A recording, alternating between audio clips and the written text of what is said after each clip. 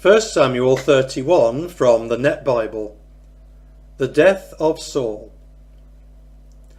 Now the Philistines were fighting against Israel. The men of Israel fled from the Philistines, and many of them fell dead on Mount Gilboa. The Philistines stayed right on the heels of Saul and his sons. They struck down Saul's sons, Jonathan, Abinadab, and Malchishua. Saul himself was in the thick of the battle.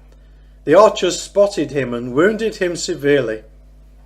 Saul said to his armour-bearer, "Draw your sword and stab me with it, otherwise these uncircumcised people will come, stab me and torture me." But his armour-bearer refused to do it because he was very afraid. So Saul took his sword and fell on it.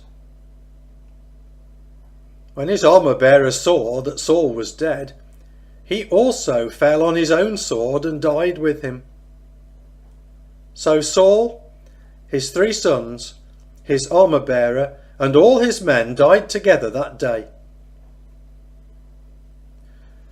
When the men of Israel who were in the valley and across the Jordan saw that the men of Israel had fled, and that Saul and his sons were dead, they abandoned the cities and fled. The Philistines came and occupied them. The next day, when the Philistines came to strip loot from the corpses, they discovered Saul and his 3 sons lying dead on Mount Gilboa. They cut off Saul's head and stripped him of his armour. They sent messengers to announce the news in the temple of their idols and among their people throughout the surrounding land of the Philistines.